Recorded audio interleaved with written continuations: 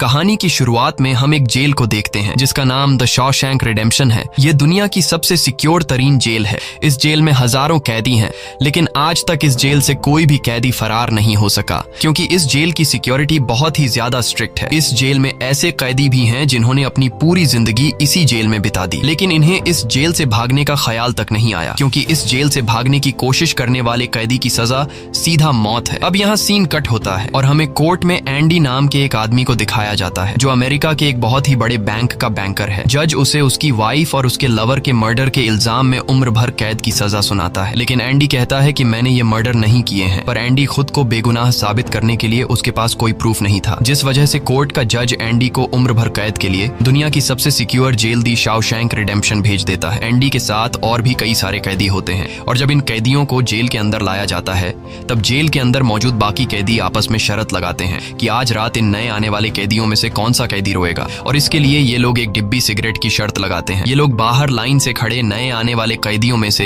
एक एक कैदी को चुन लेते हैं। तब रेड नाम का एक कैदी एंडी पर दांव लगाता है क्योंकि उसे लगता है कि एंडी बहुत ही मासूम है और वो बहुत ही अमीर घर का है जिसने कभी तकलीफ नहीं झेली, इसलिए उसे लगता है कि वो आज रात सबसे पहले रोएगा। इसके बाद सभी कैदियों को लाइन से जेल के अंदर लाया जाता है और हर एक कैदी को उसके सेल में बंद कर दिया जाता है। कुछ देर बाद रात हो जाती है और तब पुराने कैदी नए आने वाले कैदियों पर चिल्लाने लगते हैं ताकि उनमें से कोई डर जाए और रोने लगे, और ऐसा ही होता है। इन नए आने वाले कैदियों में से एक कैदी फूट फूट कर रोने लगता है और कहता है कि मुझे घर जाना है। तब वहाँ गार्ड आते हैं और उसे रोने से मना करते हैं, लेकिन जब वो आदमी रोना बंद नहीं करता तब गार्ड उसे सेल से बाहर निकालकर इतना पीटते हैं कि वह बेहोश हो जाता है। दूसरी तरफ रेड एंडी पर लगाया हुआ दांव हार जाता है और रेड समझ जाता है कि एंडी बहुत ही स्ट्रांग है क्योंकि इतना डराने के बावजूद उसने एक आवाज तक नहीं की। इसलिए अगले दिन रेड अपने साथी को सिगरेट का एक डिब्बा दे देता है क्योंकि रेड एंडी पर लगाया हुआ दांव हार चुका था। तभी हम एंडी को देखते हैं जो अकेला चुपचाप ब्रेकफास्ट कर रहा होता है। तब एंडी की मुलाकात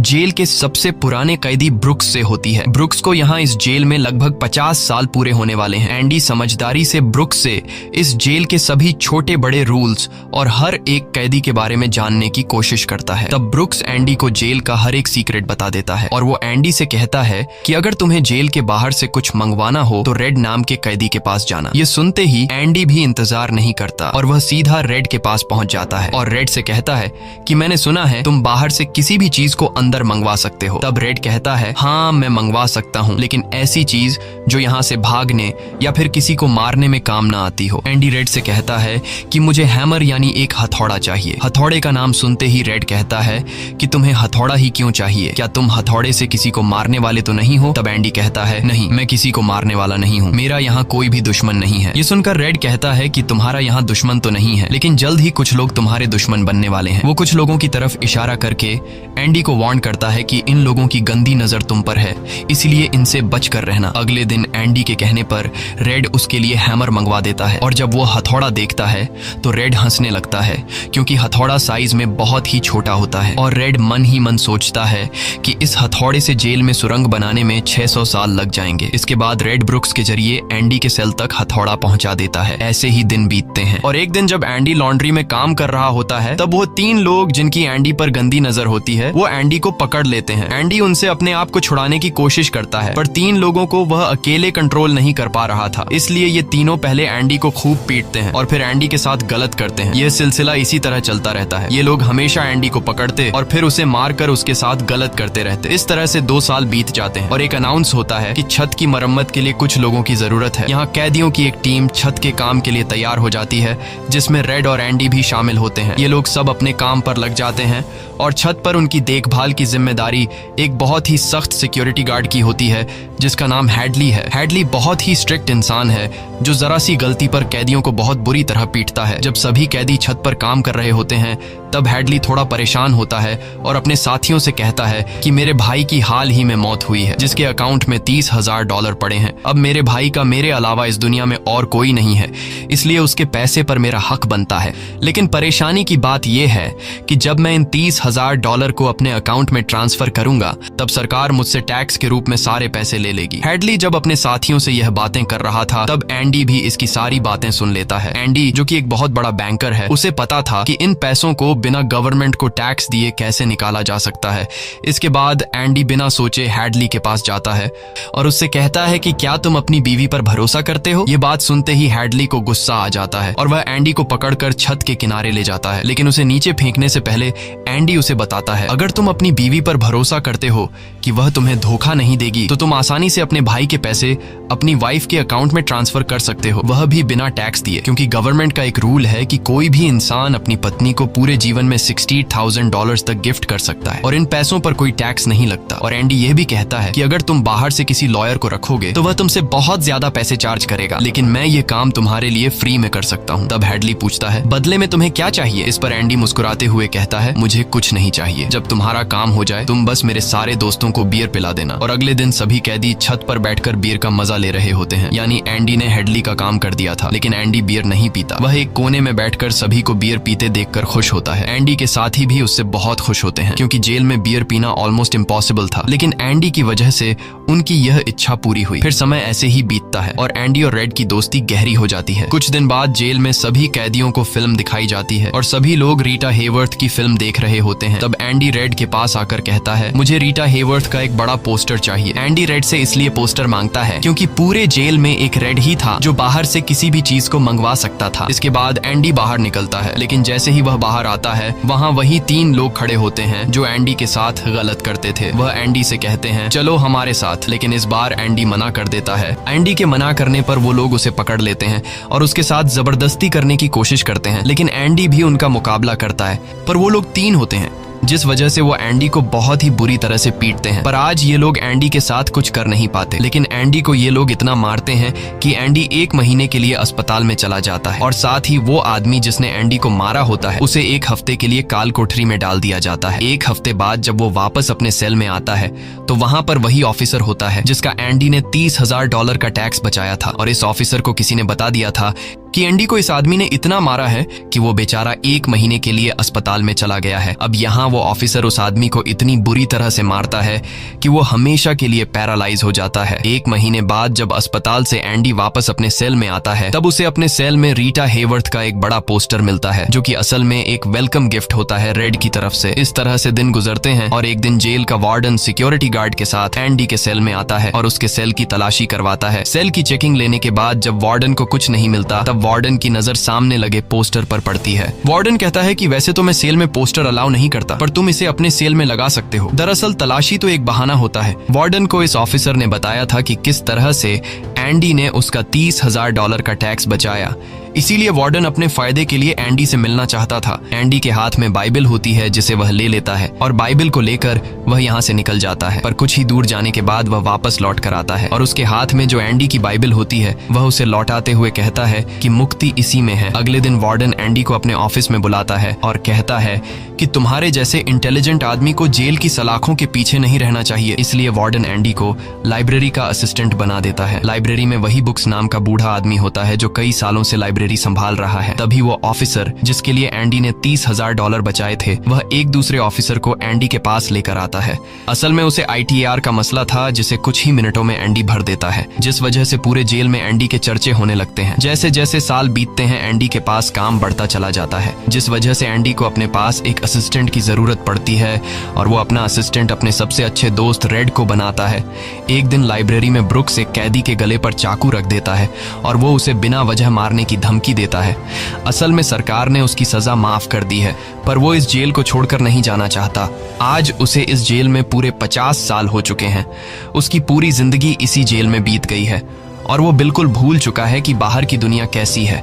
ये जेल की दुनिया ही उसकी असली दुनिया है और उसे लगता है कि अगर उसने किसी का खून कर दिया तो उसकी सजा बढ़ जाएगी और उसे इसी जेल में रखा जाएगा। एंडी के समझाने पर ब्रुक्स उस आदमी को जिसकी गर्दन पर उसने चाकू रखा था छोड़ देता है। अब न चाहते हुए भी ब्रुक्स जब जेल से छूटने के बाद बाहर आता है तो उसे बाहर की दुनिया बहुत अजीब लगती है। 50 सालों में बाहर की दुनिया की रफ्तार काफी ज्यादा बढ़ गई होती है। जहाँ सड़क पर पहले एक गाड़ी दिखती थी, अब सड़कों पर गाड़ियों की भीड़ है। कुछ दिन बाद वो एक सुपरमार्केट में काम करने लगता है, लेकिन उसका बाहर की दुनिया में बिल्कुल भी मन नहीं लगता। उसे बार बार जेल की याद आती है और वो जेल में वापस आना चाहता है। इसीलिए वो कभी कभी सोचता है कि वो कोई क्राइम करे ताकि वह फिर से इस जेल में जा सके। लेकिन ब्रुक्स इस उम्र में कोई भी क्राइम नहीं करना चाहता था और इस भीड़ भाड़ वाली तेज रफ्तार वाली जिंदगी में ब्रुक्स सरवाइव नहीं कर पाता और अपनी जान दे देता है। मरने से पहले वो जेल में अपने साथियों के नाम एक खत लिखता है, जिसे पढ़ते हुए सभी बहुत ज्यादा इमोशनल हो जाते हैं। वहीं हमें जेल दिखाई जाती है, जहां पर वार्डन एक नया प्रोग्राम शुरू करता है। इस प्रोग्राम में जेल की कैदियों को बाहर ले जाकर काम करवाया जाएगा ताकि उन्हें पता चल सके कि मेहनत से पैसे कैसे कमाए जाते हैं। और कैदी भी इस काम के लिए मान जाते हैं, क्योंकि वह सब भी बाहर की हवा खाना चाहते थे। और इस तरह से वार्डन इन कैदियों से काम लेता है। पर इस प्रोजेक्ट के जरिए वार्डन को बहुत सारे कॉन्ट्रैक्ट मिल जाते हैं,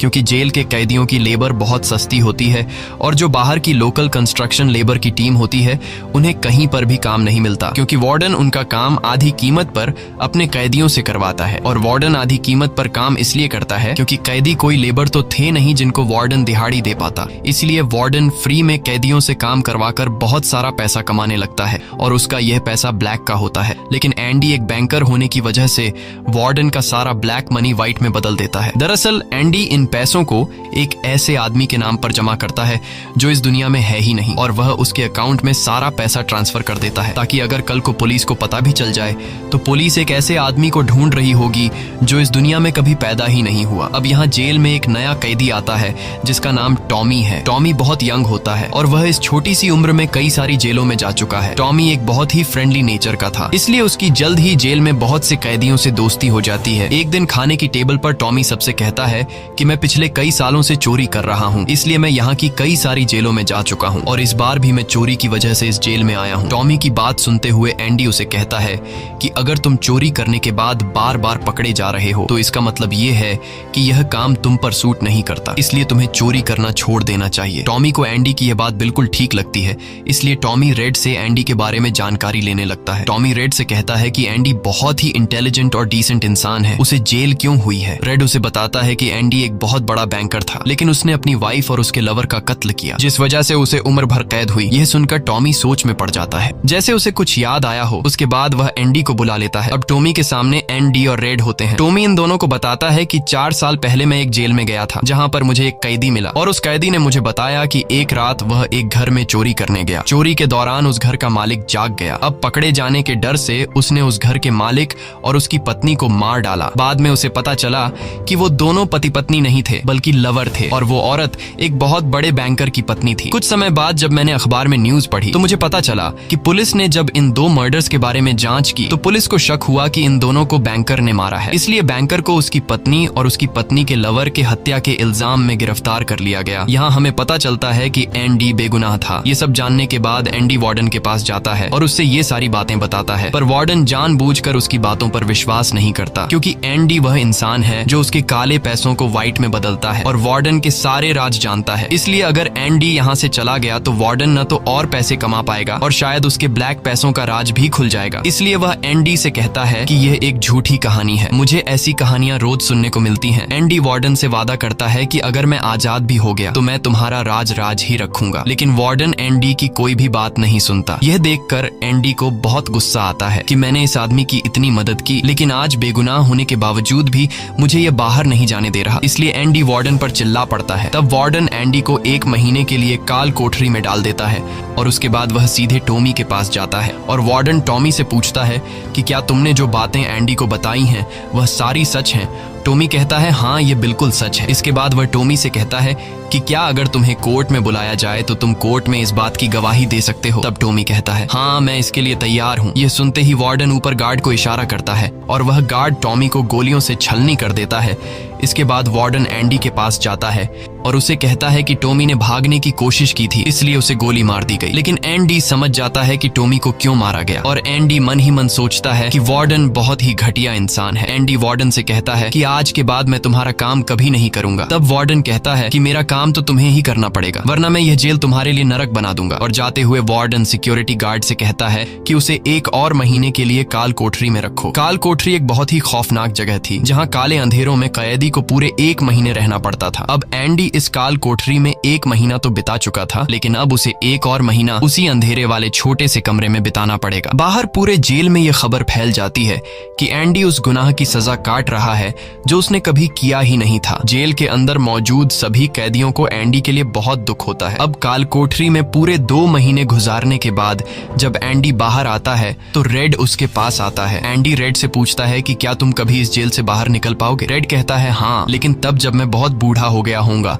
और मेरा दिमाग काम करना बंद कर देगा। एंडी कहता है कि मैं यहाँ से निकलकर मेक्सिको जाऊंगा। मेक्सिको में समुद्र किनारे एक बहुत खूबसूरत जगह है। कहा जाता है कि इंसान अपने आप को वहाँ खो देता है। मैं वहाँ अपना एक रेस्टोरेंट खोलूंगा, समुद्र किनारे अपनी नाव की रिपेयर करूंगा और वहाँ मुझे एक जोगाड़ी आदमी की जरूरत पड़ेगी जो मेरे लिए बाहर से सामान लाया करेगा। असल में वह रेड की तरफ इशारा कर रहा था। रेड ये सुनकर कहता है कि उम्मीद बहुत खतरनाक चीज होती है, ये इंसान को पागल तक कर देती है। तुम्हें सच्चाई की दुनिया में वापस लौटना होगा। मेक्सिको यहाँ से बहुत दूर है। ये कहकर रेड वहाँ से जाने लगता है, लेकिन जाने से पहले एंडी रेड से कहता है कि वादा करो कि अगर तुम कभी यहाँ से रिहा हुए तो मेरा एक काम करोगे। रेड कहता है हाँ, मैं जरूर करूंगा। तब एंडी रेड को एक एड्रेस बताता है और कहता है कि जब भी तुम यहाँ से छूट जाओ तो उस जगह जाना जहाँ एक बड़े मैदान के बीच एक खूबसूरत पेड़ है। उसी पेड़ के नीचे मैंने अपनी वाइफ को प्रपोज किया था। वह रेड से कहता है कि उसी पेड़ के नीचे एक दीवार के अंदर तुम्हें काले रंग का पत्थर मिलेगा जिसके नीचे मैंने एक बॉक्स छिपाया है, और जब भी तुम रिहा हो जाओगे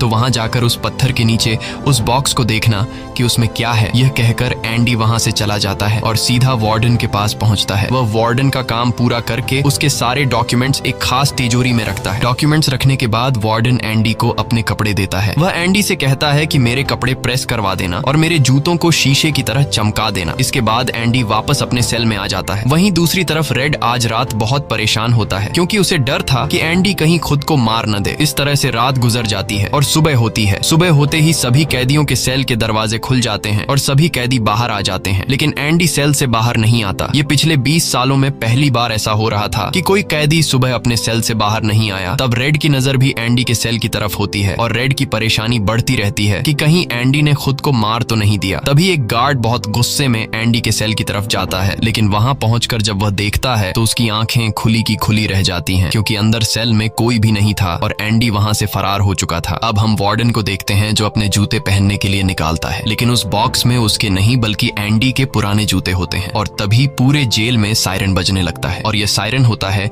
किसी कैदी के भागने का। वार्डन तेजी से एंडी के सेल में जाता है और वहां वह देखता है कि एंडी नहीं है। इसके बाद वह सिक्योरिटी गार्ड से कहता है कि जाओ और रेड को बुलाकर लाओ क्योंकि वह हमेशा एंडी के साथ रहता था। यहाँ पर रेड को भी बुलाया जाता है। वार्डन रेड से पूछता है कि यह एंडी कहाँ है। रेड कहता है कि मुझे क्या पता। इस बात पर वार्डन को बहुत गुस्सा आता है। वह कहता है क्या वह कोई भूत था जो रातों रात यहाँ से गायब हो गया? गुस्से में वार्डन वहाँ पड़े पत्थर उठाता है और उनसे गार्ड्स और रेड को मारने लगता है और एक पत्थर वह उस पोस्टर पर भी मारता है जो दीवार पर लगा होता है, पर पत्थर टकराकर नीचे नहीं गिरता बल्कि पोस्टर के आर पार हो जाता है। और जब वार्डन उसके अंदर हाथ डालता है तो देखता है कि एंडी ने वहाँ एक बहुत बड़ी सुरंग बना रखी थी जिसे देखकर सब हैरान हो जाते हैं क्योंकि यह दीवार बहुत मजबूत होती है। बिना मशीन के इस दीवार में सुरंग बनाना लगभग नामुमकिन था, पर एंडी ने नामुमकिन को मुमकिन कर दिखाया और यहाँ से फरार हो गया। इसके बाद सभी गार्ड्स वहाँ जाते हैं जहाँ से एंडी बाहर निकला था। वहाँ उन्हें एंडी के पुराने कपड़े और वह हथौड़ी मिलती है जो आज से 20 साल पहले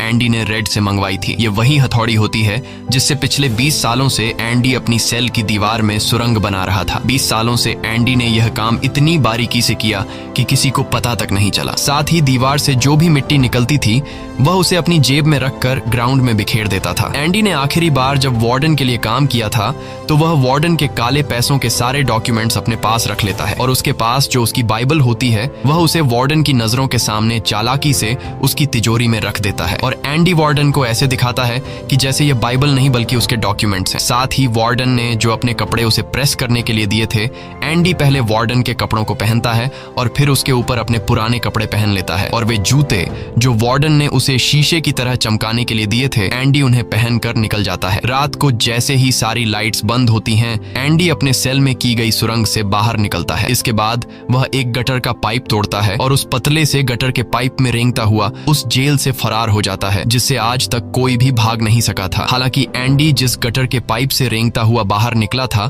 वह लगभग 2 किलोमीटर लंबा था। अगली सुबह एंडी उस बैंक में जाता है जहां पर वार्डन का सारा ब्लैक पैसा होता है। ये पैसे एक ऐसे आदमी के नाम पर होते हैं जो इस दुनिया में है ही नहीं। ये सारा डॉक्यूमेंट्स का खेल एंडी ने ही तो बनाया था और बैंक में उस अकाउंट के ओनर का जो सिग्नेचर था वह जेल से एंडी किया करता था। इसलिए एंडी को वार्डन का सारा पैसा निकालने में कोई मुश्किल नहीं होती। एंडी के पास उस आदमी के नाम के सारे डॉक्यूमेंट्स होते हैं, इसलिए एंडी बैंक्स में जाकर सारे पैसे निकाल लेता है और ये पैसे होते हैं $3,70,000। यानी कि एंडी न केवल आजाद हुआ बल्कि वह पैसों से मालामाल भी हुआ। और यहाँ हमें पता चलता है कि एंडी जिस दिन से उस जेल में एंटर हुआ था उसी दिन से वह इस काम की प्लानिंग कर रहा था। वार्डन ने एंडी के साथ जेल में बहुत बुरा सलूक किया था और उसने टॉमी को भी मार दिया था, इसलिए वह वार्डन के काले पैसों के सबूत मीडिया को देता है। अगली सुबह यह खबर न्यूज़पेपर में छप जाती है और जब वार्डन तिजोरी खोलकर देखता है तो उसमें उसके डॉक्यूमेंट्स नहीं बल्कि बाइबल होती है। बाइबल के पहले पेज पर एंडी ने लिखा होता है कि तुमने सही कहा था, मुक्ति इसी में है। और जब वार्डन पेज पलटता है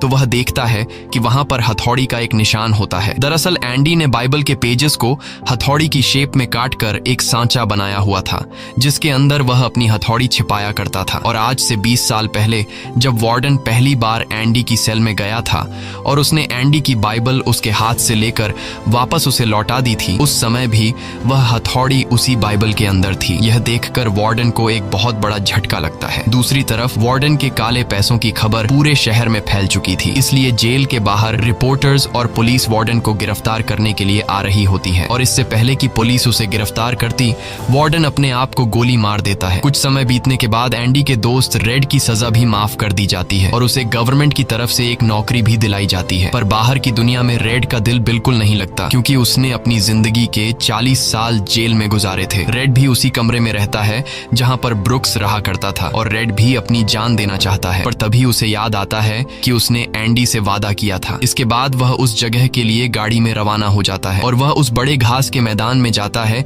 जहां पर एक बहुत बड़ा पेड़ होता है, साथ ही पत्थरों की दीवार भी होती है। उस दीवार पर एक काले रंग का पत्थर होता है और जब वह उस पत्थर को उठाता है तो उसके नीचे एक बॉक्स होता है। उस बॉक्स के अंदर कुछ पैसे और एक लेटर होता है। ये लेटर एंडी का होता है। उस लेटर में लिखा होता है कि एंडी रेड का उसी जगह पर इंतजार कर रहा है जिस जगह के बारे में एंडी ने रेड को जेल में बताया था। उसके आगे एंडी ने लिखा होता है कि उम्मीद अच्छी चीज होती है। इसके बाद रेड उस जगह पहुंच जाता है और जब वह समुद्र किनारे जाता है तो वो देखता है कि एंडी नाव में बैठकर अपनी नाव ठीक कर रहा है।